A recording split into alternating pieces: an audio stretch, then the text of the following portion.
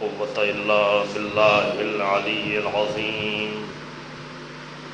أعوذ بالله من الشيطان اللعين الرجيم. بسم الله الرحمن الرحيم. الحمد لله رب العالمين، والصلاة والسلام على سيد الأنبياء والمرسلين، خاتم النبيين أبي القاسم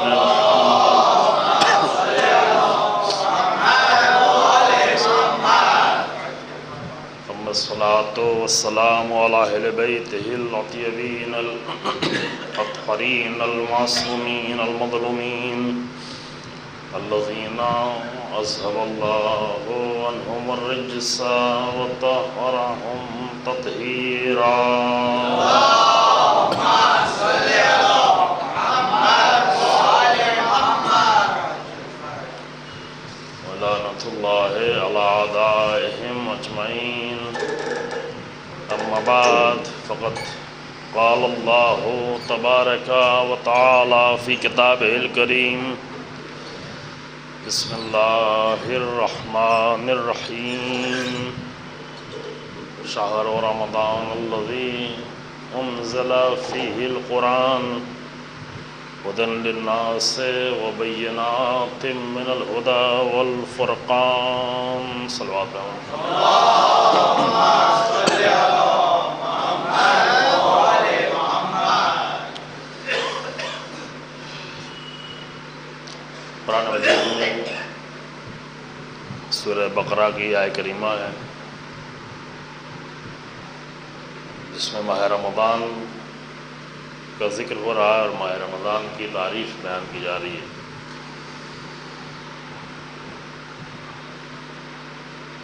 ماہ رمضان کے بارے میں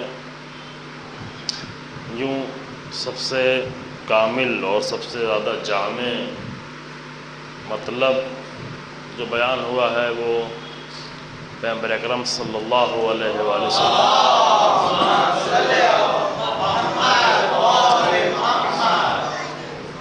وہ خطبہ ہے کہ جو آپ نے ماہ رمضان سے چند روز پہلے ماہ شعبان میں خطبہ شعبانیہ کے نام سے جو مشہور ہے اس خطبے کو فرمایا، جس میں ماہ رمضان یعنی تقریباً شاید وہ پورا خطبہ ملا کر کچھ 2.5-3 صفحے کا ہو، بعض کتابوں میں 4 صفحے کا، لیکن ایک بہت ہی جامع اور بہت ہی کامل خطبہ ہے ماہ رمضان کے سلسلے میں. اس کے بعض جملے انشاءاللہ استفادہ کیے جائیں گے، لیکن انشاءاللہ کبھی توفیق ہو اور فرصت ہو تو اس خطبے پر تفصیل سے گفتگو کی جائے. وہی خطبہ جس میں رسول اللہ نے فرمایا کہ ایھا الناس قد اقبل الیکم شہر اللہ بالرحمت والبرکۃ والمغفرہ، اور وہو شہر دعیتم فیہ الی ضیافۃ اللہ. یہ وہ کلمات ہیں کہ جو خطبے میں رسول اللہ نے ادا کیے، اور اس گفتگو میں بھی انشاءاللہ ہم خطبے سے استفادہ کرتے رہیں گے، لیکن کافی نہیں ہوگا یہ چند دن کہ خطبے کی شرح جو ہے چھیڑی جائے اور اس پر تفصیل سے گفتگو کی جائے. لیکن اتنا گزارش کرنا چاہتے ہیں مومنین سے کہ اچھا ہے کہ ماہ رمضان میں اس خطبے کو دیکھیں، کم سے کم ترجمے کی حد تک، کہ یہ خطبہ حضرت امام علی ابن موسیٰ الرضا علیہ الصلوۃ والسلام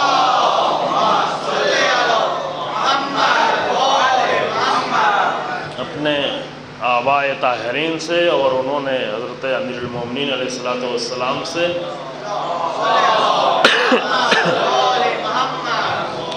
یہ خطبہ نقل کیا ہے کہ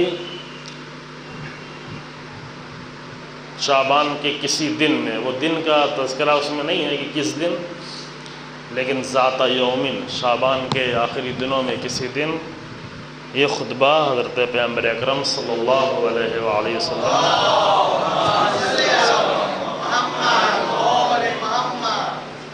بہت ہی خوبصورت خطبہ ہے اور بہت سارے اس میں مطالب ہیں. عرض کیا کہ ماہ رمضان کے سلسلے میں اتنا زیادہ مطلب ایک ساتھ کہیں اور بھی نہیں ہے کہ جتنا اس خطبے میں ہے۔ انشاءاللہ جو استفادہ ہو سکے گا آپ کی خدمت میں کیا جائے گا، لیکن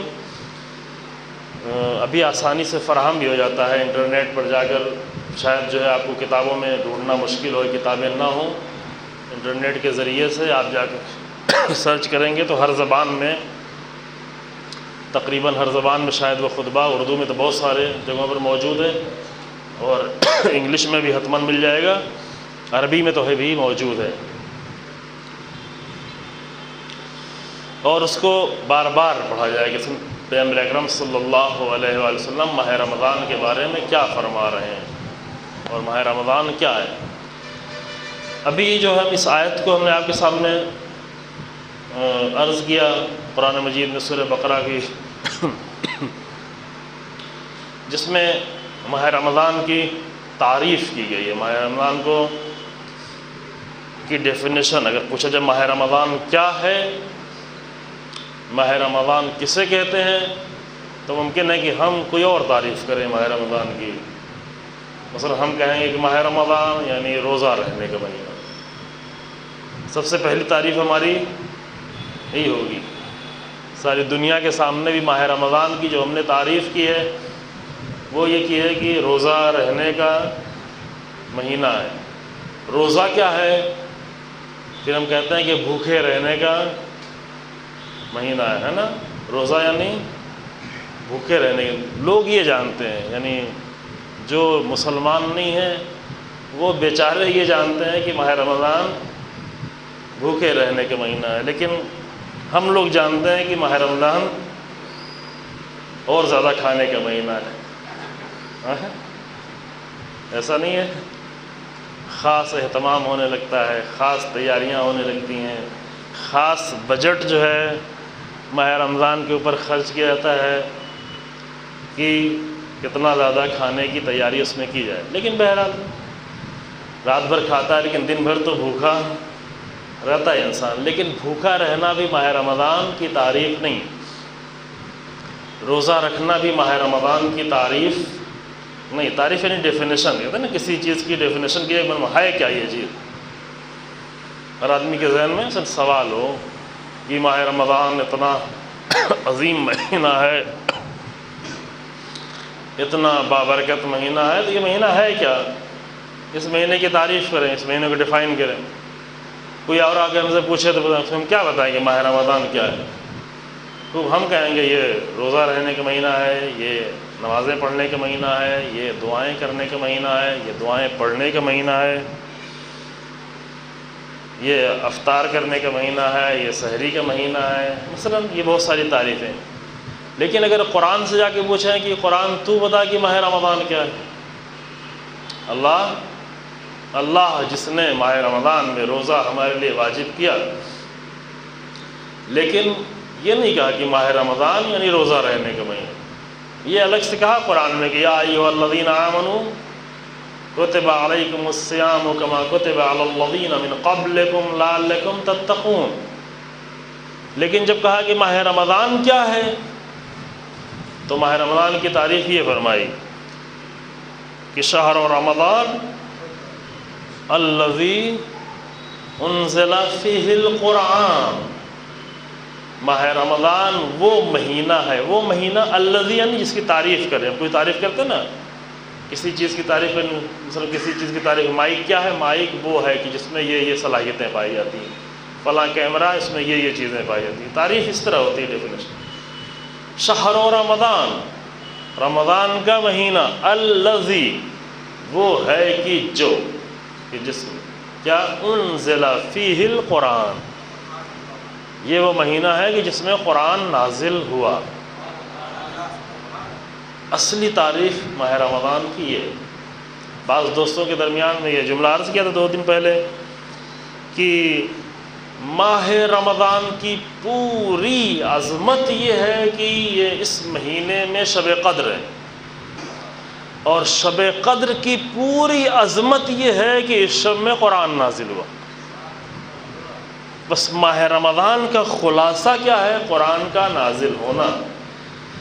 یہ ساری چیزیں جو ہیں کہ روزے رکھے جائیں، دعائیں پڑھی جائیں، قرآن پڑھا جائے، نمازیں پڑھی جائیں، تلاوت کی جائے، یہ سب ماہ رمضان کا ادب ہے، چونکہ اللہ نے اتنی بڑی نعمت اس مہینے میں ہمیں عطا کر دی ہے، تو اس کا ادب یہ ہے کہ اس مہینے میں کچھ اہتمام کیا جائے، تو روزہ رہ کر، دعائیں پڑھ کر، نمازیں پڑھ کر، عبادتیں کر کر، یہ سب اہتمام کرنا ہے۔ اصلی تعریف ماہ رمضان یہ کہ یہ مہینہ ماہ رمضان یعنی قرآن نازل ہوا۔ اب سوال، یہ کون سی بہت بڑی تعریف ہے کہ ماہ رمضان میں قرآن نازل ہوا؟ یہ اس میں کیا خاص بات کیا ہے اس میں؟ یہ تو ہم بھی جانتے ہیں، یہ تو ہمارا بچہ جانتا ہے۔ ہم ہر نماز کے بعد پڑھتے ہیں یا علی ہو، یا عظیم ہو، یا غفور ہو، یا رحیم، اور آخر تک کہاں تک جاتے ہیں؟ شہر الذی انزل فیہ القرآن۔ روزانہ پڑھتے بھی ہیں، سب جانتے بھی ہیں، بار بار پڑھتے ہیں، ہر نماز کے بعد یہ دعا پڑھتے ہیں۔ پڑھ لیا، ہاں دعا پڑھ لی، معلوم بھی ہے سب کو قرآن۔ بات کیا ہے اس میں؟ بات بہت کچھ ہے، سارا کچھ، سب کچھ اسی میں چھپا ہوا ہے کہ یہ بات سمجھی جائے کہ ماہ رمضان یعنی قرآن کے نازل ہونے کا مہینہ۔ نازل ہونا یعنی کیا؟ اب یہ سمجھنا پڑے گا کیوں ماہ رمضان کا اتنا اہتمام کیا گیا، معاف کیجیے گا، کیوں ماہ رمضان کی اتنی آمادگی کرائی جا رہی ہے کہ آپ ماہ رجب ہی سے آمادہ ہونا شروع ہو جائیں، ماہ شعبان ہی سے اپنے آپ کو تیار کرنا شروع کر دیں۔ ماہ رجب اور شعبان کو اتنا محترم قرار دیا گیا۔ ماہ رجب میں یہ آواز گونجنا شروع ہوتی ہے کہ این الرجبیون، رجب والے کہاں ہیں؟ این الرجبیون، فرشتے ڈھونڈ رہے ہوتے ہیں کہ رجب والے کہاں ہیں؟ جو رجب کے مہینے کو سمجھنے والے ہیں، جو رجب کے مہینے کو درک کرنے والے ہیں، جو رجب کے مہینے سے فائدہ اٹھانے والے ہیں، وہ کہاں ہیں؟ فرشتوں کی نگاہیں ڈھونڈ رہی ہوتی ہیں۔ ماہ شعبان آتا ہے اور آمادی کا مہینہ، نیمہ شعبان لا کے رکھا گیا، اتنا عظیم دن رکھا گیا۔ یہ سب کچھ کس لیے کہا کہ یہ ماہ رمضان کی تیاریاں۔ ماہ رمضان بھی آ گیا تو ماہ رمضان میں ساری تیاری بڑھتے کیونکہ کہا کہ ماہ رمضان کی ساری عظمت اس بات میں چھپی ہوئی ہے کہ ماہ رمضان میں قرآن نازل یعنی شب قدر۔ شب قدر کو پہلی تاریخ کو کیوں نہیں قرار دیا؟ پہلی تاریخ کو شب قدر آ جاتی، پہلی تاریخ کو قرآن نازل ہو چکا ہوتا، پہلی تاریخ سے لوگ قرآن کی برکت سے زیادہ استفادہ کرنا شروع کر دیتے۔ کیا نہیں، ابھی لوگ اگرچہ ماہ رجب اور ماہ شعبان گزر گیا ہے، لیکن ابھی لوگ اتنا آمادہ نہیں ہو پائے، تیار نہیں ہے شب قدر کے لیے۔ شب قدر میں آنے کے لیے لوگوں کو تیار ہونا چاہیے۔ اب جو شب قدر ہم مناتے ہیں، اس شب قدر کے لیے کوئی تیاری کی ضرورت نہیں۔ بہت توجہ کریں، شب قدر جو آتی ہے ہم کیا کرتے ہیں؟ آ کر ایک دو رکعت نماز پڑھتے ہیں، ایک مختصر سا عمل کرتے ہیں، قرآن کو ہاتھ میں لے کے، سر پہ لے کے، اور پھر لگ جاتے ہیں قضا نمازیں پڑھنے میں۔ سوال یہ ہے کہ یہ قضا نمازیں، اول یہ کہ اتنی نمازیں قضا کیوں ہوئیں؟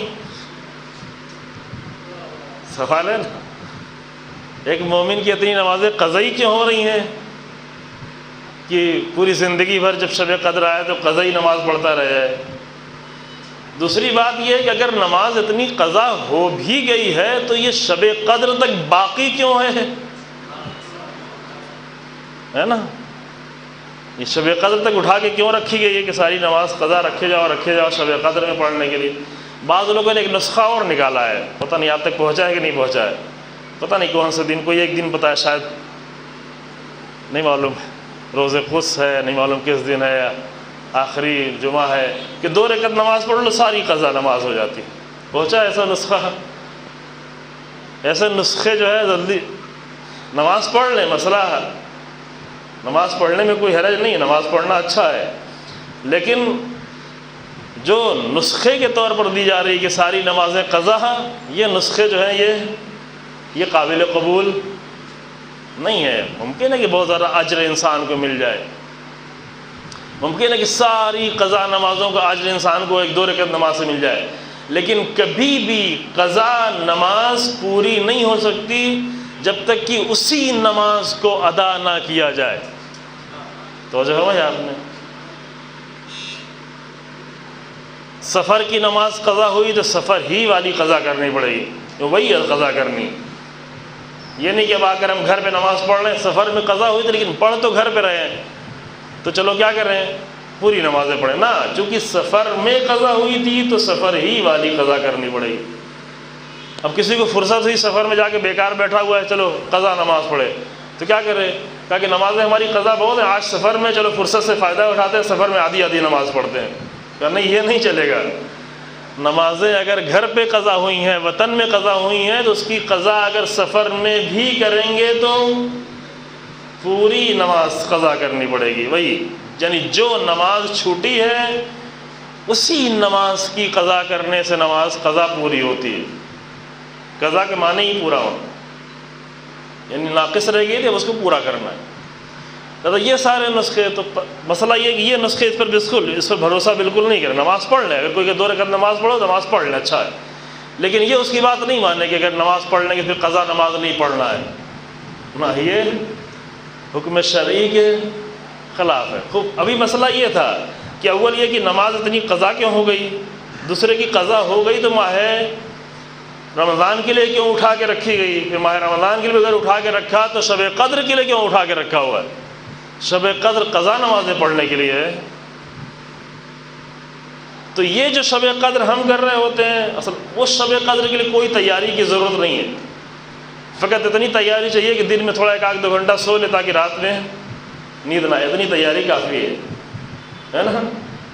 لیکن وہ شب قدر جو اللہ چاہتا ہے ہم سے، وہ شب قدر جو رسول اللہ نے بیان کی ہے، وہ شب قدر جو قرآن نے بیان کیا ہے، وہ شب قدر جس کے لیے ائمہ نے اتنی تاکید کی ہے، وہ شب قدر وہ ہے کہ جس کی تیاری صرف ماہ شعبان اور رمضان بھی کافی نہیں، پھر ماہ رجب و شعبان بھی کافی نہیں ہے، بلکہ ماہ رمضان، ماہ شعبان اور ماہ رجب رکھا گیا تیار ہوں، لیکن تیار ہونے کے بعد دیکھا کہ ابھی پوری طرح سے تیار نہیں ہوا ہے، ابھی اس کو اور تیاری کی ضرورت ہے.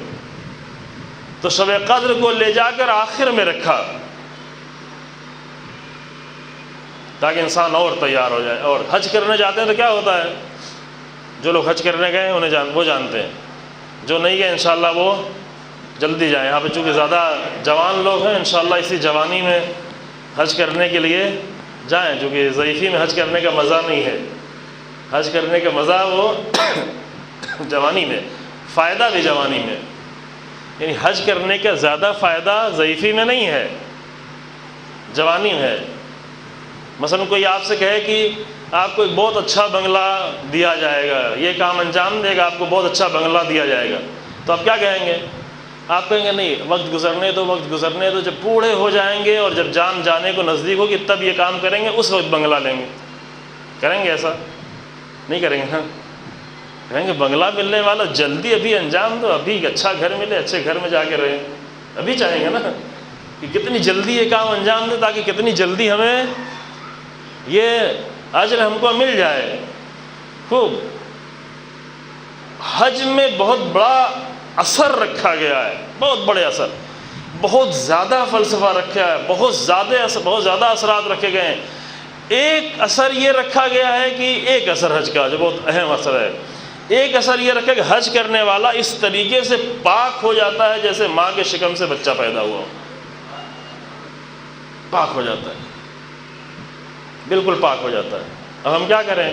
کہیں گے نہیں، گناہ کرتے رہیں، دوسری طرح کی ہوشیاری کر رہے ہوتے ہیں. یہ ہوشیاری، یہ چالاکی ہو.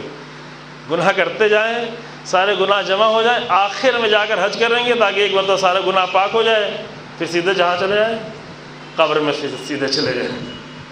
نہیں، یہ چالاکی نہیں چلے. چونکہ اس عمر میں جب جا کے انسان حج کر رہا ہوتا ہے تو اتنا آلودہ ہو چکا ہوتا ہے کہ شاید حج بھی اسے پاک کرنا اس کو مشکل ہو جائے، چونکہ اتنا ذہنی اعتبار سے انسان مشکل میں پڑ چکا ہوتا ہے. تو بعض لوگوں میں صلاحیت ایسی پیدا کر لیتے ہیں، اللہ کی طرف سے توفیق ہو جاتی ہے، لیکن بعض لوگ ایسی منزل پہنچ جاتے ہیں کہ اب وہاں ساری صلاحیتیں ہی انسان کی ختم ہو جاتی ہیں، واقعاً صلاحیتیں ختم ہو جاتی ہیں. جا کے وہ حج بھی کر رہا ہوتا ہے اور جا کر اندر دل میں پتہ نہیں کیا سوچ رہا ہے، معلوم کیا اللہ نے لا کے رکھ دیا، مصیبت میں ڈال دیا، ایسا بھی سوچ رہا ہوتا ہے. دھکا لگتا ہے، یہ ٹھوکر لگتی ہے، وہ گرتا ہے، وہ کوئی اٹھانے والا ہوتا ہے، عجب عجب خیالات آ رہے ہوتے ہیں، کبھی کبھی آ کے کہہ بھی دیتے ہیں۔ ہم حج کرنے جب گئے تھے، ایک جوان نے آ کر، اتفاق سے جوان تھا، کیا کہ ہمیں معلوم ہوتا کہ حج ایسا ہے تو ہم سوچتے آنے کے بعد، حج میں آنے کے بارے میں سوچتے، چونکہ بہت اس کو دھکا لگا تھا، بہت تکلیف ہوئی تھی، پسلیاں درد کر رہی تھی، پیر درد کر رہا تھا، اتنے پیر کچلا گیا تھا، ہوتا ہے نا یہ۔ کہا اگر ہمیں معلوم ہوتا کہ حج ایسا ہے تو سوچتے۔ یہ اس نے کہہ دیا، چونکہ فرینکلی اس نے کہہ دیا، شاید پتہ نہیں دل میں کس کے کیا کیا گزرتا ہے مجھے نہیں معلوم، انشاءاللہ یہ نہ گزرتا۔ کیوں؟ اس لیے کہ راز سے واقف نہیں انسان، حج کے راز سے واقف نہیں ہے۔ جو حج کے راز سے واقف نہیں ہوتا وہ کہتا ہے یہ کیا ہو رہا ہے، یہ دوڑ رہے ہیں، یہ گردش کر رہے ہیں، یہاں دوڑ رہے ہیں، وہاں دوڑ رہے ہیں، صفا و مروہ کے درمیان میں دوڑ رہے ہیں۔ امام صادق علیہ السلام کے زمانے میں اس کے فائدہ ایک شخص آیا، ملحد تھا، اس نے آ کر امام سے ڈائریکٹ یہ اعتراض کیا کہ کب تک آپ جو ہے ایک پتھر کے ارد گرد گھومتے رہیں گے، کب تک یہاں سے وہاں تک دوڑتے رہیں گے؟ چونکہ وہ صرف ظاہر میں دوڑنا دیکھ رہا تھا اور گھومنا دیکھ رہا تھا، یہ نہیں دیکھ رہا تھا کہ یہ پتھر کے گرد نہیں گھوما جا رہا ہے، یہاں کسی اور محور میں انسان گردش کر رہا ہے، یہاں کچھ اور فلسفے پوشیدہ ہیں۔ خوب وہ ایک الگ بحث ہے، لمبی بحث ہے، بہت ہی اچھی بحث ہے حج کے فلسفے کی، لیکن یہ کہنا یہاں مقصد یہ تھا کہ حج میں جب لایا جاتا ہے انسان کو تو پہلا عمرہ کرتا ہے، عمرہ کر کے ایک منظر حج کا دیکھتا ہے وہاں پر کعبے کا، اور دیکھنے کے بعد جب حج کی باری آتی ہے، چونکہ دو عمل ہے، ایک عمرے کا عمل ہے اور اس کے بعد پھر حج کا عمل آتا ہے۔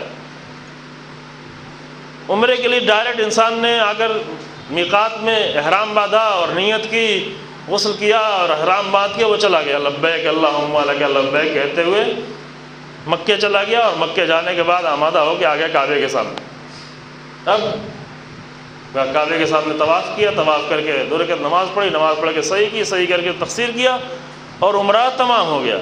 اب کیا کرنا ہے؟ کہا اب حج کی نوبت ابھی باقی ہے، ابھی یہ تو عمرہ ہوا ہے، تو حج کہاں کیا جائے؟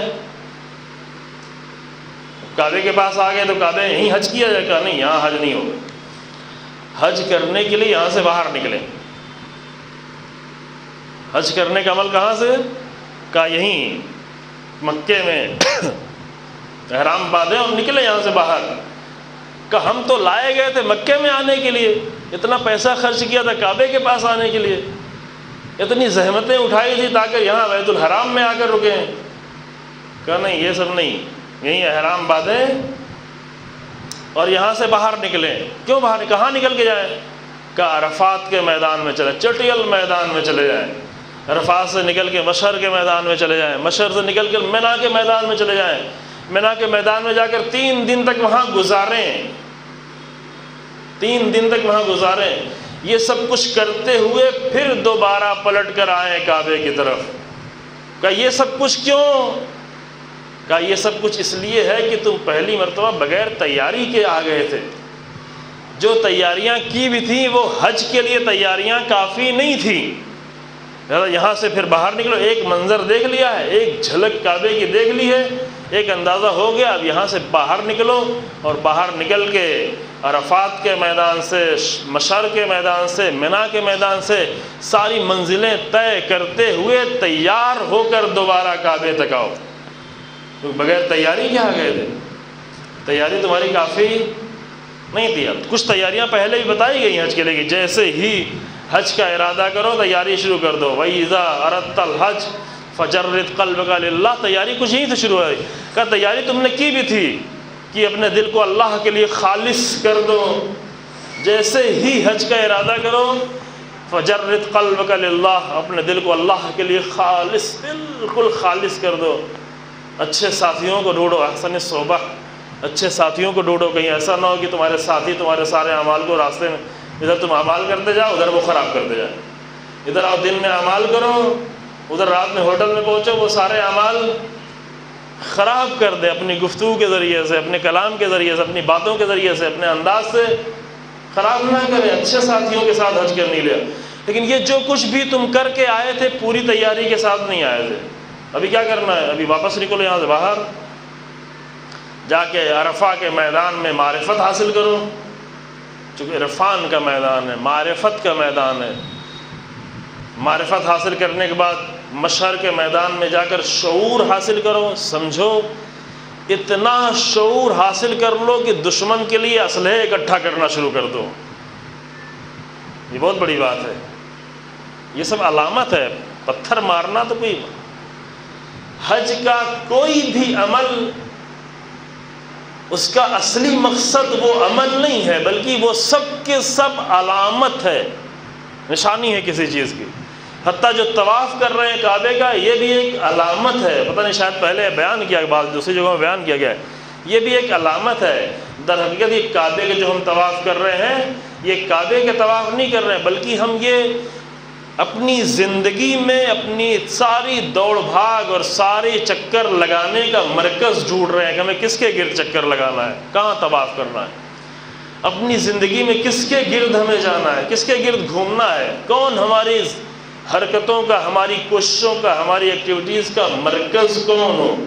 کعبہ کا کعبہ بھی نہیں، کعبے تک لائے گئے لیکن کعبہ نہیں تمہارا مرکز ہے، بلکہ اتنا سخت حکم ہو جاتا ہے کہ اصل کعبے کے قریب بھی تم نہیں جانا، یعنی کعبے کو جا کر چوم نہیں سکتے، کعبے کو چھو نہیں سکتے، کعبے کی طرف تم رخ بھی نہیں کر سکتے۔ بہت ہی عجیب ہے، بہت عجیب۔ طواف کرتے وقت یہ مطلب میں بیان کر چکا ہوں، پتہ نہیں یہاں بیان کیا کہ نہیں، طواف کرتے وقت کعبے کی طرف رخ بھی نہیں کر سکتے۔ اگر کعبے کی طرف رخ کر لیا تو طواف باطل، پھر سے شروع کرو۔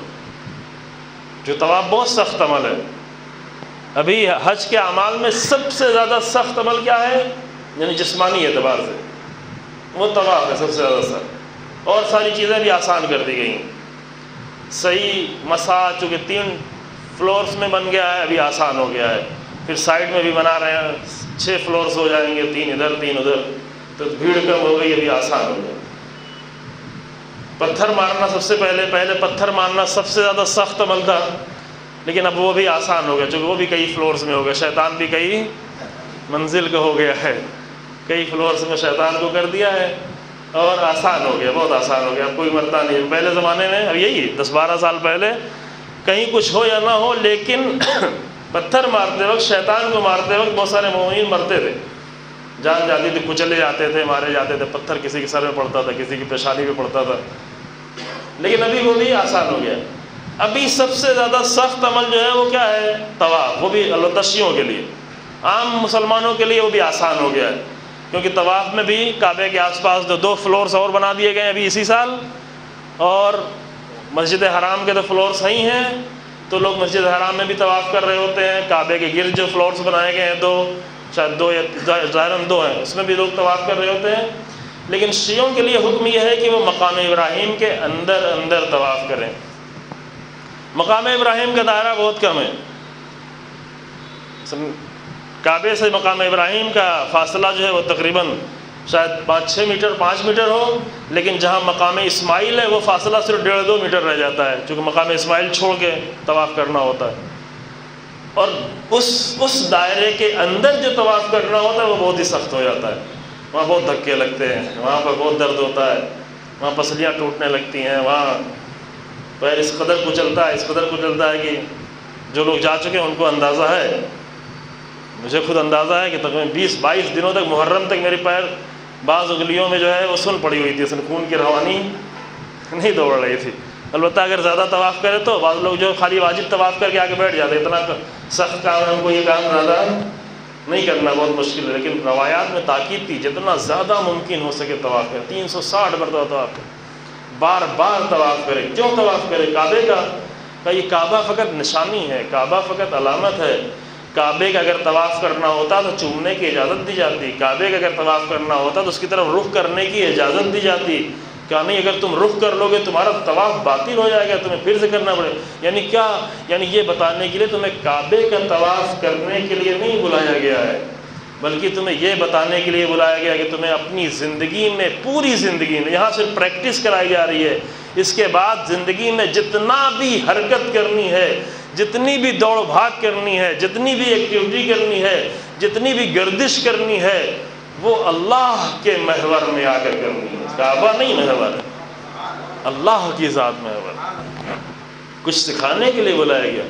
صرف اتنا کہا گیا ہے کہ جب تم حجر اسود سے طواف کو شروع کرو، چونکہ حجر اسود جو پٹی حجر اسود کے پاس سے کھینچی ہوئی وہاں سے طواف شروع ہوتا ہے.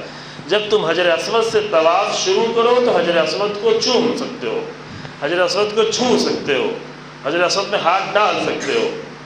لیکن وہ ڈالنے کا موقع نہیں مل پاتا، بہت کم لوگوں کو ملتا ہے. جس کو اپنا ہاتھ پیر توڑوانا ہوتا ہے بیچارے کو، وہی وہاں تک پہنچنے کی کوشش کرتا ہے.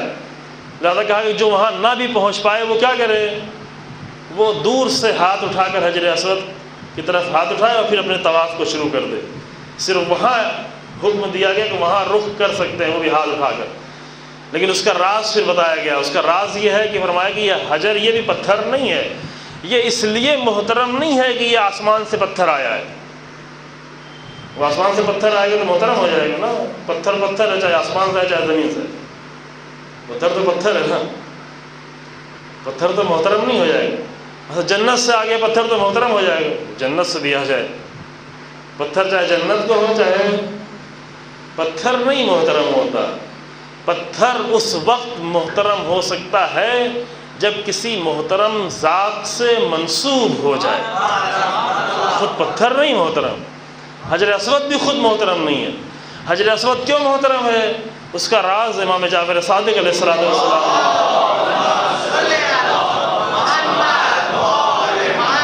فرمایا کہ حجر اسود اس لیے محترم ہے کہ الحجر یمین اللہ، الحجر یمین اللہ یعنی کیا؟ یمین کہتے ہیں داہنے ہاتھ کو، وہ اللہ کا داہنا ہاتھ تو نہیں ہے. لیکن فرمایا کہ الحجر یمین اللہ، یہ حجر اسود اللہ کا داہنا ہاتھ ہے. یہ اللہ کے داہنے ہاتھ کی علامت ہے. یہ سمبولک ساری ایکٹیویٹیز، ساری حرکتیں سمبولک ہیں. سارا کام جو حج میں کیا جا رہا ہے سب علامتی کام ہے. صرف وہ ظاہر کو دیکھ کر انسان انجام دے کے واپس نہ چلا آئے، اس کے راز کو ڈھونڈے کہ اس عمل کو ہم کیوں انجام دے رہے ہیں، کیوں پتھر کے گرد گھوم رہے ہیں. کعبے کے آس پاس کتنے پہاڑ ہیں، وہی پہاڑ کے پتھر کاٹ کے یہاں لاگے لگا دیا گیا، کیوں اسے گرد گھوم رہے ہیں؟ یہ علامت ہے. یہ اللہ کے گرد چکر لگانے کی پریکٹس کرائی جا رہی ہے. الحجر یمین اللہ، یہ پتھر جو ہے وہ کیا ہے؟ حجر اسود یہ اللہ کا دائنا ہاتھ ہے. ہاتھ بھی کیوں اٹھایا جا رہا ہے؟ یہ علامت کے طور پر، گویا ہم ہاتھ اٹھا کر اللہ کے ہاتھ پر بیعت کر رہے ہیں. یہ بیعت ہے. بیعت کر رہے ہیں یعنی کیا؟ یعنی اب بیعت کر رہے ہیں کہ پوری زندگی بھر بیعت کر کے اپنے حرکت کو ہم شروع کرنے کے لیے جا رہے ہیں، یہ بتانے کے لیے کہ اس کے بعد اپنی زندگی میں ہم جو بھی حرکت کریں گے اس حرکت کی مرکز اس اللہ کی ذات ہو، اس حرکت کا محور وہ اللہ کی ذات ہو. ماہ رمضان میں اسی لیے تو اگر تیاری کر کے انسان نہیں گیا ہو تو صرف پتھر چوم کے چلا آئے، پتھر سے کپڑے مس کر کے چلا آئے. یہ اصلی کام ہم یہ سمجھتے ہیں کہ پتھر سے کپڑا مس ہو گیا، یہ اصلی کام. میں حج کرنے گیا تو اتفاق سے میرا ہاتھ حجر اسود تک چلا گیا، اتفاق سے. یعنی اتفاق ایسا نہیں تھا چونکہ اسی حج میں اتفاقی تھا. یہ اس کو اتفاق کہتے ہیں کہ احمد نجات بھی ساتھ وہیں حج کر رہے تھے، ساتھی میں اتفاق سے طواف کرنے کے لیے 2 بجے رات میں جب واپس پلٹے طواف کرنے کے لیے وہ بھی تھے، اور فورس بہت زیادہ تھی. انہوں نے اتنا زور سے ہمیں دھکا دیا کہ حجر اسود کے قریب پہنچ گئے. حجر اسود کے قریب پہنچ گئے تو ہاتھ بھی وہاں چلا. اب ایک صاحب میرے پیچھے پڑ کے گیا، انگوٹھی مجھے اٹھار کے دے چونکہ آپ کا ہاتھ جو ہے حجر اسود ہے. ہم نکل رہے بھائی، چونکہ یہ انگوٹھی تو اہم نہیں ہے کہ حجر اسود سے مس ہو گئی ہے، لو انگوٹھی لے جاؤ. یہ اہم نہیں ہے. اصل یہ ہے کہ حجر اسود کی طرف جب ہاتھ اٹھایا تھا تو بیعت کر پائے تھے یا بیعت نہیں کر پائے؟ اگر بیعت کر لی تو یہ حجر اسود بہت ہی عظیم ہمارے لیے ہو گیا. اگر بیعت نہیں کی تو چاہے کپڑے مس کر کے آئے، چاہے انگوٹھی مس کر کے آئے، چاہے جو کچھ کر کے آئے، اس کا اثر ہماری زندگی پر نہیں ہوگا. اثر کب ہوگا؟ اثر اس وقت جو امام صادق علیہ السلام نے فرمایا کہ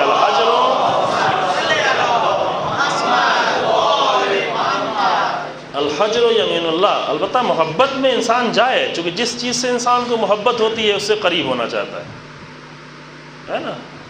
اگر کعبہ یہ ایک نبی کے ہاتھ سے بنایا گیا ہے اور اللہ کے گھر کی علامت بن چکا ہے، اللہ کا گھر نہیں، اللہ اس کے اندر نہیں رہتا، اللہ کو گھر کی ضرورت نہیں، جو گھر کو اس کو ضرورت ہے جس کا جسم ہو، اللہ جسم نہیں ہے۔ کبھی کبھی لوگ پوچھتے ہیں اللہ کہاں ہے، یہ سوال ہی غلط ہے، یہ سوال کرنا، پھر بعد میں لوگ کہتے ہیں ہر جگہ اللہ ہے، یہ نہ سوال بھی غلط ہے، جواب بھی غلط ہے۔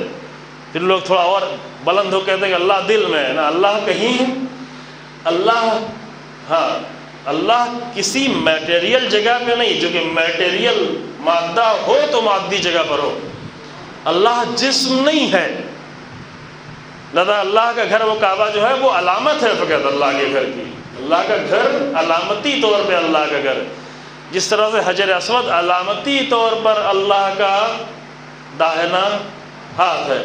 تو اگر امام کے کہے ہوئے فارمولے پہ عمل کر کے حجر اسود پر بیعت کر کے آ گئے تو پوری زندگی اس کا اثر ہوگا۔ کیا اثر ہوگا؟ ساری حرکتوں میں اللہ نظر آ رہا ہوگا، جدھر جائیں گے اللہ نظر آ رہا ہوگا، اللہ کو دیکھ رہا، اللہ کے گرد حرکت کر رہے ہوں گے۔ اب بازار بھی جائیں گے تو الہی ارادے کے ساتھ جائیں گے، یہ مشکل کام بھی نہیں، بہت ہی آسان کام ہے۔ سروس کرنے بھی جائیں گے تو ارادہ کچھ اور ہوگا، دکان پر بھی جائیں گے تو ارادہ کچھ اور ہوگا، نیت کچھ اور ہوگی۔ بار بار نیت کرنے کی ضرورت نہیں ہے۔ مومن اس طرح اپنے آپ کو بنا لیتا ہے کہ وہ الہی کام کرنے لگتا ہے، الہی ارادے سے کام کرنے لگتا ہے۔ لیکن اگر یہ کام نہیں کر پایا، جیسے آج مجلس میں عرض کیا تھا کہ اگر یہ کام نہیں کر پایا ہے، اگر اللہ کے ہاتھ پر بیعت نہیں کر پایا ہے، اگر اپنی زندگی کو الہی نہیں بنا پایا ہے، تو ممکن ہے ممبر پر بھی آئے لیکن الہی ارادہ نہ ہو، ارادہ مسجد میں بھی آئے لیکن ارادہ الہی نہ ہو، محراب میں بھی آ کر کھڑا ہو لیکن ارادہ الہی نہ ہو، کوئی حرکت اس کی الہی حرکت نہ ہو۔ نتیجہ پھر فرق ہوتا ہے، کیونکہ فرق کیا ہوتا ہے؟ سب سے بڑا فرق یہ ہوتا ہے کہ اللہ والے وہ جو کچھ کرتے ہیں وہ اللہ کے لیے کرتے ہیں۔ اہل بیت کی زندگی کا کوئی بھی لمحہ ڈھونڈ کر ایسا نہیں نکال سکتے کہ کہیں کہ یہ غیر اللہ کے لیے تھا، کوئی بھی لمحہ ڈھونڈیں، تلاش کریں۔ مثلا جو خواہشات کا لمحہ جس کو ہم سمجھتے ہیں اپنے اعتبار سے کہ دسترخوان میں بیٹھے کس لیے؟ پیٹ بھرنے کے لیے، کھانا کھانے، اچھا کھانا ہے، لذیذ کھانا ہے، لذیذ غذائیں ہیں۔ لیکن اہل بیت جب دسترخوان میں بیٹھتے تو کیا کہتے ہیں قوّ علی خدمتک جوارحی واشدد علی العزیمۃ جوانحی۔ دعائے کو ہمارے پڑھتے ہیں نا، اے میرے اللہ میرے جسم میں طاقت عطا کر دے تاکہ میں تیری خدمت کر سکوں۔ میں لذت اٹھانے کے لیے نہیں بیٹھا ہوں، میں لذات کو پورا کرنے کے لیے یہاں نہیں بیٹھا ہوں دسترخوان، اس لیے بیٹھا ہوں کہ قوّ علی خدمتک کی، جب اس جسم کو طاقت کی ضرورت ہے، طاقت کے لیے کھانے کی ضرورت ہے، لیکن جب یہ کھانا کھا رہے ہیں اور طاقت کس لیے مانگ رہے ہیں طاقت؟ لخدمتک، تیری خدمت کے لیے، قوّ علی خدمتک جوارح۔ پھر بہت ہی حسین ہو جاتی ہے زندگی۔ بعض لوگ سمجھتے ہیں کہ یہ کام ملا مولوی کا کام ہے کہ اللہ اللہ اللہ کریں، نہیں، بہت سارے ملا مولوی بھی یہ کام نہیں کرتے، لیکن جو کرتے ہیں ان کی زندگی بہت ہی حسین ہو جاتی ہے اور سخت بھی نہیں ہوتی۔ بعض لوگ سمجھتے ہیں یہ کام بہت سخت ہے، نہ، اتفاق سے یہ کام زیادہ، وہ لوگ جو پیٹ بھرنے کے لیے کماتے ہیں ان کے حوصلے جلدی پست ہو جاتے ہیں کہ آپ کما لیے، پیٹ بھر کے چھوڑو، ہے نا، کام بھر کا ہو گیا، ضرورت بھر کا ہو گیا۔ لیکن وہ لوگ جو الہی نیتوں سے کما رہے ہوتے ہیں ان کی کوششیں اور بھی زیادہ ہوتی ہیں، وہ جلدی تھکتے نہیں۔ وہ لوگ جو اللہ کے لیے نہیں کر رہے ہوتے وہ نماز میں بھی آ کے تھک جاتے ہیں، وہ مجلس میں بھی آ کے تھک جاتے ہیں، لیکن وہ لوگ جو اللہ کے لیے کر رہے ہوتے ہیں نہ وہ نماز میں تھکتے ہیں، نہ وہ مجلس میں تھکتے ہیں، اللہ کے لیے کر رہے ہیں، نہ وہ تجارت میں تھکتے ہیں، نہ کام میں تھکتے ہیں۔ کب کوئی عمل جہاد بن جاتا ہے؟ آج میں مجلس میں عرض کیا تھا،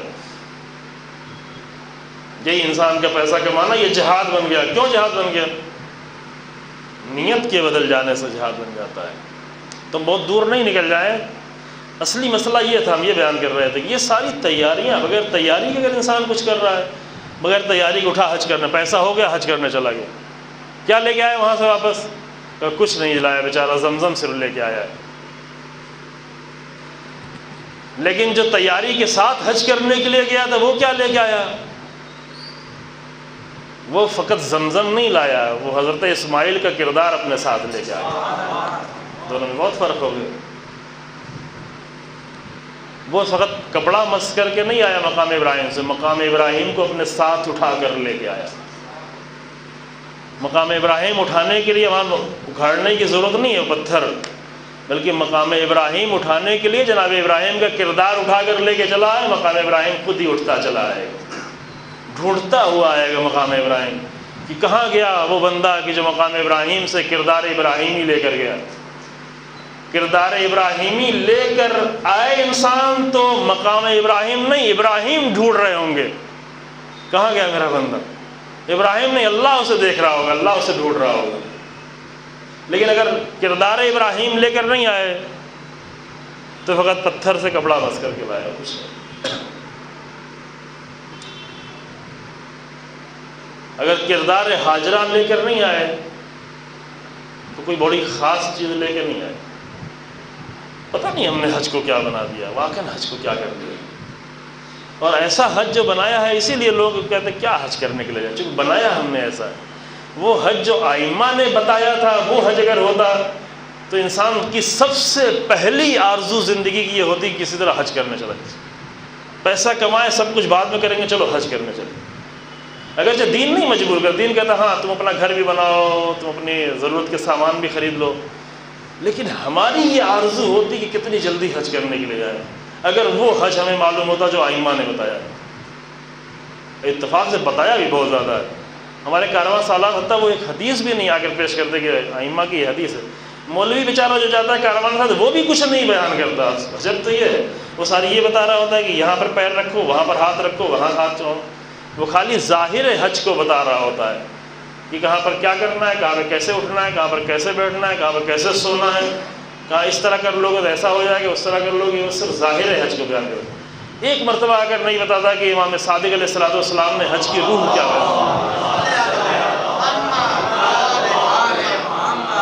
روح حج کیا بیان کیے ائمہ نے۔ اس طرح ماہ رمضان ہمیں بہت سخت لگ رہا ہوتا ہے، ارے بھوکا رہنا، آ رہا ہے ماہ رمضان، سختی کا مہینہ آ رہا ہے۔ رسول اللہ فرماتے ہیں قد اقبل الیکم شہر اللہ بالرحمت والمغفرت والبرکہ، بالبرکت والرحمت والمغفرہ، تمہاری طرف روزے نے رخ کر لیا ہے۔ جب کوئی رخ کرے تو کیا کرتا ہے؟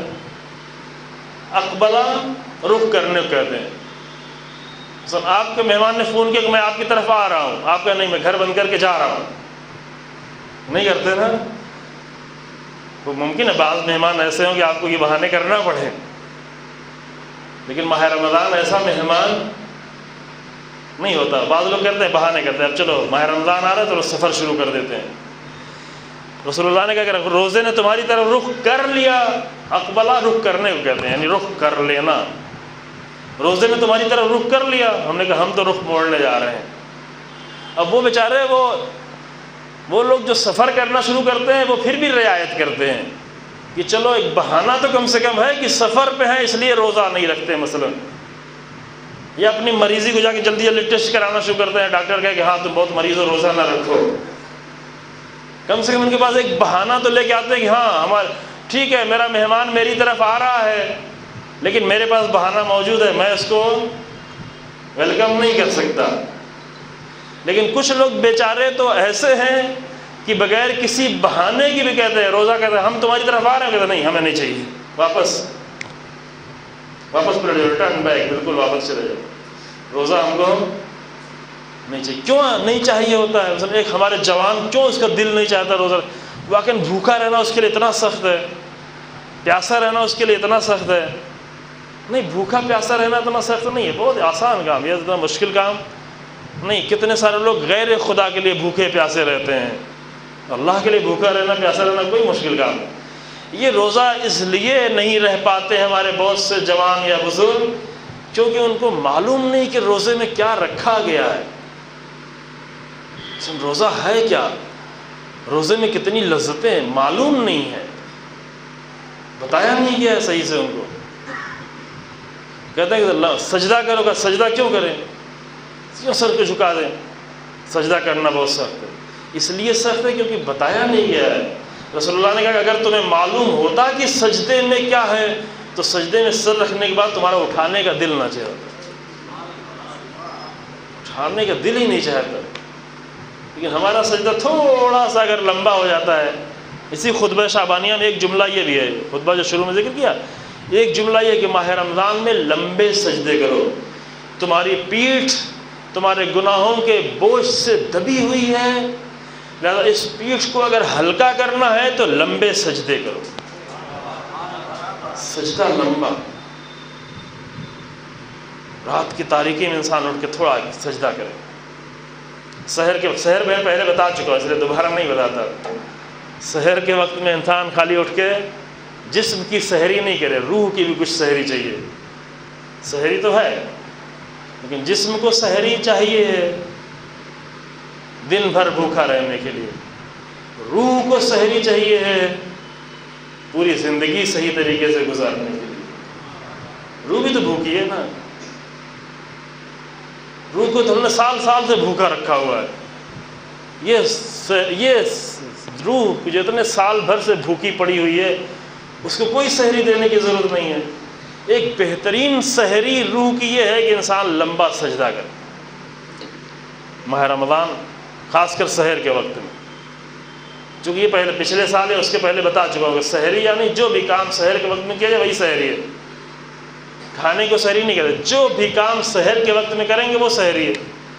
نماز پڑھیں گے تو وہ بھی سحری ہے، نماز شب پڑھیں گے تو وہ بھی سحری ہے، سجدہ کریں گے تو وہ بھی سحری ہے.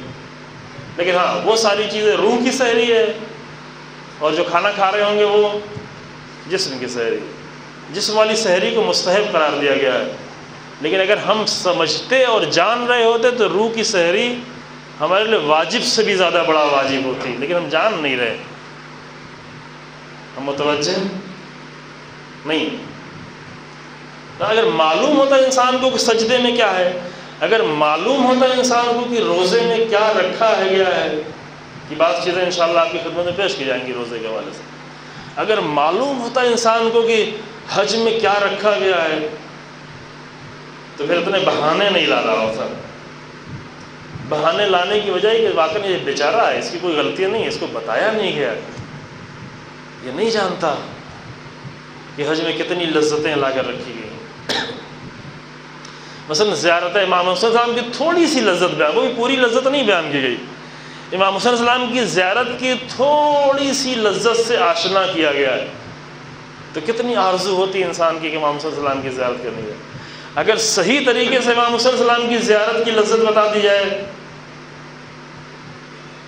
تو یہ آرزو اور زیادہ بڑھتی چلی جائے گی. جو ہماری آرزو وہ بھی کم ہے، ہم سوچتے ہیں کہ کسی طرح سال میں ایک مرتبہ امام حسین السلام کی زیارت نصیب ہو جائے یا 2-4 سال میں نصیب ہو جائے. لیکن کسی کو معلوم ہو جائے کہ زیارت امام حسین السلام میں کیا رکھا ہے تو وہ چاہے گا کہ عرفہ میں بھی وہی ہوں، 15 شعبان کو بھی وہی ہوں، عاشور میں بھی وہی ہوں، اربعین میں بھی وہی ہوں، جو موقع آتا رہے وہی ہو. چکا ہے اتنا سب کچھ وہاں پہ رکھا ہوا زیارت امام حسین السلام. مشکل یہ ہے کہ ہمیں بتایا نہیں گیا، ہم جانتے نہیں ہیں، نہ زیارت کو جانتے ہیں، نہ حج کو جانتے ہیں، نہ ماہ رمضان کو جانتے ہیں، نہ سجدے کو جانتے ہیں، نہ نماز کی لذت کو جانتے ہیں. کاش کی کوئی آ کر ہمیں بتائے، کاش کی آ کر کوئی ڈالے. کیوں اتنی زیادہ لذت محسوس ہو رہی ہے نماز میں کہ جب تیر نکالا جا رہا ہے تو تڑپ جا رہے ہیں، بار بار نکالا جا رہا ہے، بار بار تڑپ جا رہے ہیں. کوئی کمزور انسان بھی نہیں، ہم جیسے انسان بھی نہیں، بہت ہی صابر انسان، اصبر الصابرین، بہت زیادہ صبر کرنے والے. لیکن تیر اس طریقے سے جا کر ہڈی میں چبھ گیا کہ نہیں نکل رہا ہے. لیکن وہی تیر جب نماز کی حالت میں نکال دیا پتہ ہی نہیں چلتا.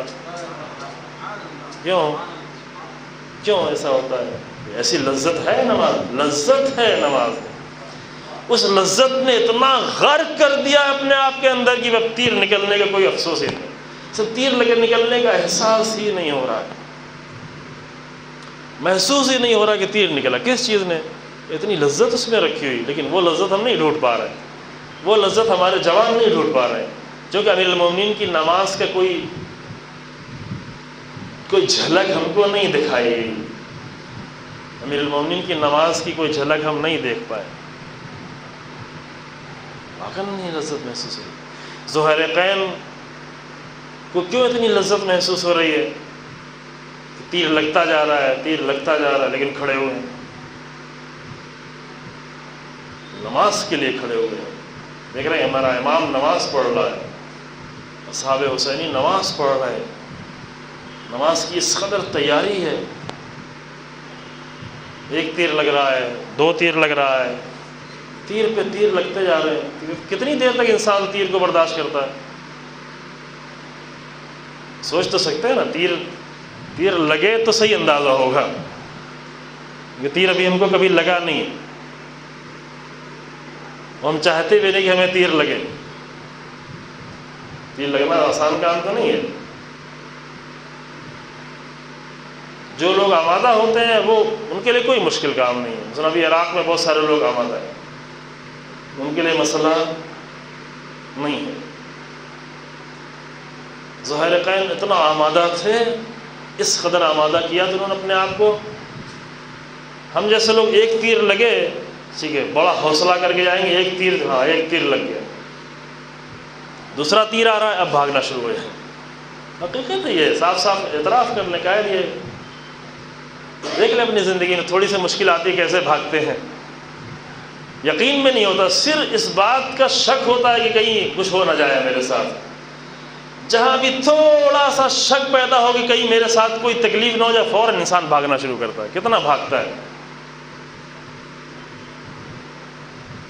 عزاداری کا جلوس نکلا ہو اور معلوم کچھ ہو گیا، دیکھو وہاں پہ لوگ بھاگنا شروع کر دیتے ہیں۔ کیوں بھاگ رہے ہیں؟ یہ تو بڑا کام کرنے کے لیے آپ نکلے ہیں، بڑے کام میں کیوں بھاگ رہے ہیں؟ کیا اتنے کمزور دل کے ہیں، آمادہ نہیں ہیں ہم۔ لیکن ظاہرقین کس قدر آمادہ ہو کے آئے تھے۔ اگر بہت زیادہ آمادہ تو کہیں چلو ایک تیر جب چبھا، ہڈیوں میں جا کر پیوست ہوا، خون نکلا، خون نکل رہا ہے، ابھی کا دوسرا تیر آ رہا ہے، ابھی تیسرا تیر آ رہا ہے، ابھی چوتھا تیر آ رہا ہے، اب ٹھہریں گے، قدم رکے گا؟ کہا نہیں، ہمارے قدم نہیں رکیں گے۔ لیکن ظاہرقین نے اپنے آپ کو اتنا تیار کر رکھا تھا، جو اللہ کی راہ میں کھڑے ہونا جان لیتے ہیں، پھر ان کے قدم میں کبھی لغزش پیدا نہیں ہوتی۔ لغزشیں وہاں ہوتی ہیں جہاں کمزوری ایمان میں ہوا کرتی ہے، اور تیر لگتا گیا، اور اس وقت تک اپنے آپ کو کھڑے رکھا جب تک کہ امام کی نماز تمام نہیں ہو گئی۔ یہ لمبی مدت ہے، بہت بڑا ارادہ چاہیے۔ اگر بڑا ارادہ کرنا ہے تو کربلا والوں سے آگے سیکھے کیسے بڑے ارادے کیے جاتے ہیں۔ بڑے ارادے، مضبوط ارادے، کبھی نہ ٹوٹنے والے ارادے۔ کتنے گھوڑے لا کر دوڑائے جائیں گے لیکن ہمارے ارادے نہیں ٹوٹیں گے۔ شب عاشور میں کتنا خوف کا ماحول پیدا کیا جائے گا، گھوڑے دوڑائے جاتے تھے، اسلحوں کی جھنکار کی آواز آتی تھی۔ یہ باتیں کہنا بہت ہی آسان ہے، لیکن حسین ابن علی کے اصحاب میں سے ایک بھی ایسا نہیں نکلا کہ یہ اسلحوں کی جھنکار مجھ سے سنی نہیں جاتی۔ یہ گھوڑوں کے ٹاپوں کی آواز ہمارے دل کو دہلائے دیے دے رہی ہے، ہم یہاں پر نہیں رک پائیں گے، ہم جا رہے ہیں۔ چپکے سے چلا جاتا، نہیں امام کہہ رہے ہیں چلے جاؤ تب بھی جانے کو تیار نہیں۔ اتنا بڑا ارادہ، کربلا ارادہ ہے۔ کربلا آتی ہے، کربلا کا ذکر ہم کر کے گزر جاتے ہیں، لیکن کربلا سے ارادہ نہیں لے پاتے۔ اور ظاہرقین کھڑے رہے، کھڑے رہے، سید کھڑے رہے، کھڑے رہے، مسلم ابن اوسجہ کھڑے رہے حسین ابن علی کی بارگاہ۔ الگ الگ جگہ پہ لوگ الگ الگ کھڑے۔ صبح عاشور تیروں کی بارش ہوئی، سب کھڑے رہے۔ سب نے شب عاشور میں یہ طے کیا تھا، سب نے یہ طے کیا تھا کہ جب تک ہم زندہ ہیں کوئی تیر خیموں تک نہ پہنچے، چونکہ یہ رات ہی میں ان کو اندازہ ہو گیا یہ ظالم، یہ درندے، یہ تیروں کا حملہ ضرور کریں گے، کیونکہ ادھر تعداد اتنی کم ہے۔ اتنی کم تعداد سے اگر لڑنے آئیں گے تو خطرہ ہے، چونکہ ادھر عباس ہیں، ادھر علی اکبر ہیں، ادھر ظاہرقین ہیں، بہادر ہیں، تلوار سے لڑنے آئیں گے تو مارے جائیں، لہذا یہ تیر سے حملہ کریں گے۔ لہذا انہوں نے رات ہی میں تیاری کی تھی، تیروں کی کتنی بھی بارش ہو لیکن ہمیں کوئی بھی تیر خیموں تک نہیں جانے دینا ہے، اور نہیں جانے دیے۔ صبح عاشور پہلا جو کام ہوا وہ تیروں کی بارش ہی شروع ہوئی۔ مسلسل تیر. کتنے تیر آئے؟ اتنے تیر آئے کہ تقریباً اب روایتوں میں کسی میں 50 کسی میں 48 حسین ابن علی کے صحابی اتنے تیر انہوں نے کھائے کہ وہاں پر شہید ہو گئے. انسان 1-2 تیر سے شہید نہیں ہوتا، یہ آپ کو معلوم ہونا چاہیے. ایک تیر سے اس وقت شہید ہوتا ہے مثلا جب بالکل اگر سینے میں چبھ جائے، قلب میں پیوست ہو جائے، ورنہ جسم میں تیر لگے درد ہوگا، تکلیف ہوگی. لیکن 10 تیر سے بھی انسان جسم کے کسی دوسرے حصے میں اگر تیر لگ رہا ہے تو انسان شہید نہیں ہوگا، جان اس کی نہیں جائے گی. اصحاب حسینی کو صبح عاشور اتنے تیر لگے کہ امام کے 48 صحابی پہلے ہی حملے میں شہید ہو چکے تھے. اب آپ یہ بتائیں کہ جو 48 شہید ہو گئے، باقی جو بچے ہوئے ہیں ان کو کوئی تیر نہیں لگا ہے. یعنی ایسا تھا کہ وہ لوگ پیچھے تھے، خیمے میں تھے، ان کو کوئی تیر نہ لگے؟ نہ، ایسا نہیں تھا.